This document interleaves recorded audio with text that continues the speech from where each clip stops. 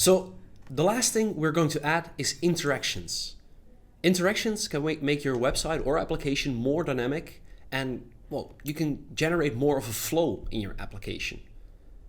What we're going to add is we're going to add interactions for a contact form. We're going to add interactions for the update form, and we're going to add interactions to the delete button. And what will happen is we'll make things look and act more smoothly in your application. So the first thing you want to do is, well, go to your homepage, and this is where we're going to add a retractable contact form. So the first thing that I'm going to add is the form itself. So I want to have a small contact form in a column beneath the rest of my page. So in here, I want to divide the rest of my page from this form. I'll put in a divider, and I'll put in another column. This is really important because within this column, we're going to put a panel, and this is going to be our contact panel. So make it fit the rest of your page. So in my case, I'll make it light color, give it the title contact info, and within this contact info bar, I'm going to put a text field, and this text field is going to hold some of my data. So text field, and let's enter some data.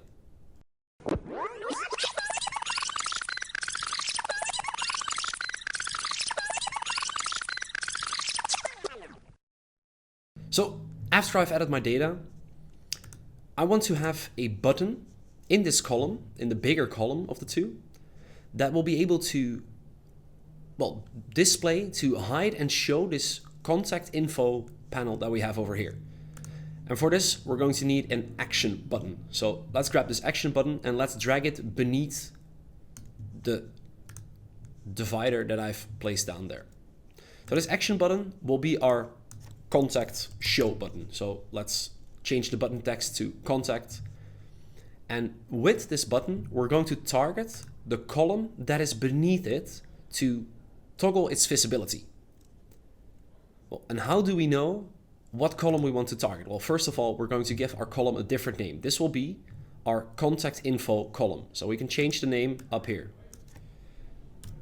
Contact info column.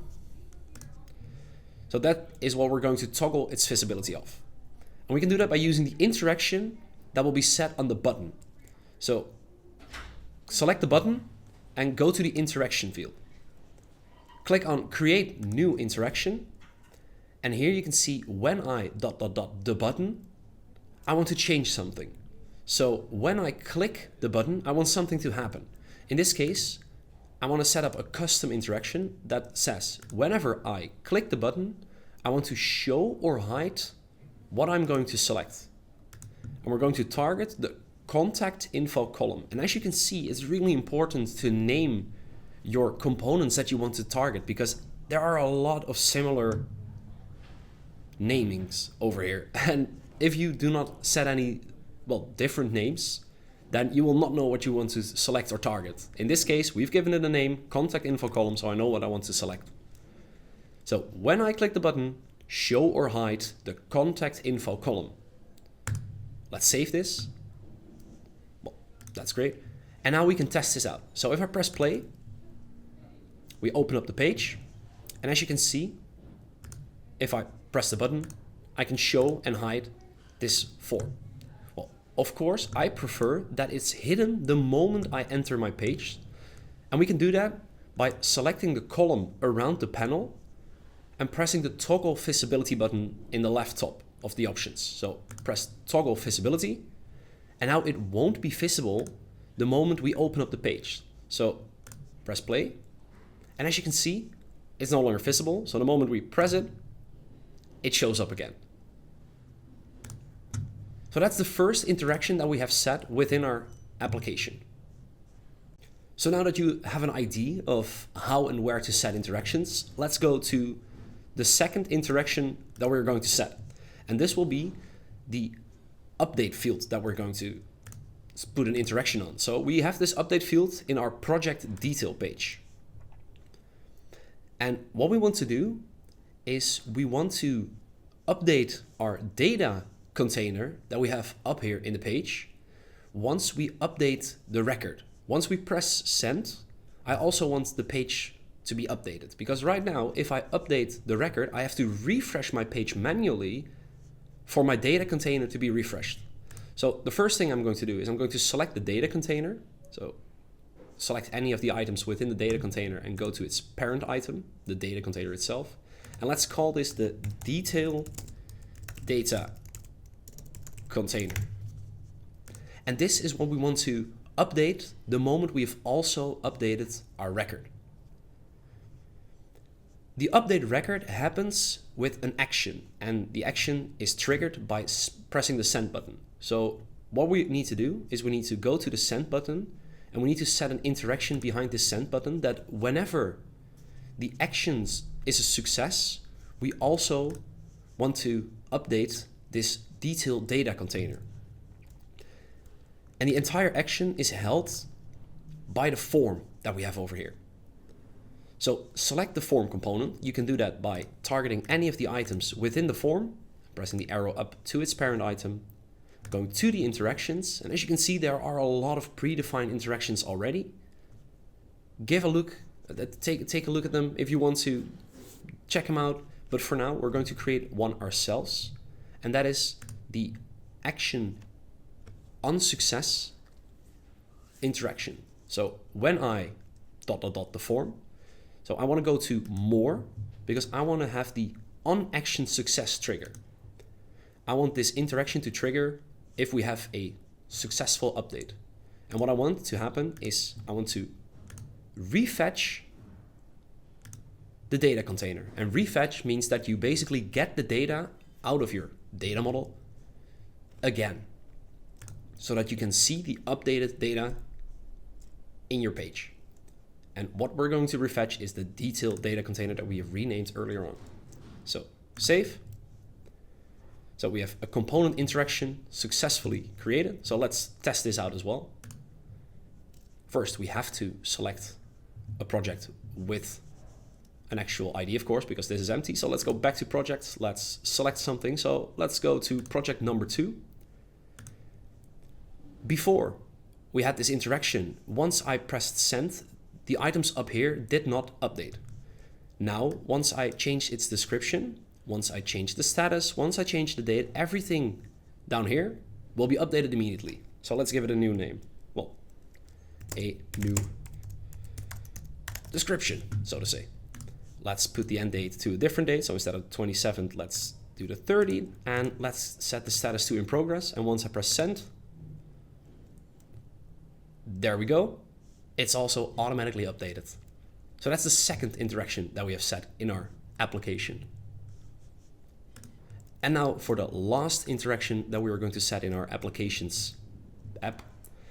This is on the project page, because we also have the delete button. And if we press delete right now in our project overview, the data table does not update. We also have to manually update this page. So what we are going to do is we're also going to create a refetch on this data table once we have successfully deleted something. So first we need to, let's rename the data table so that we know what we're targeting. So this is the project data table, and this is what we are going to refetch once we've had a successful delete.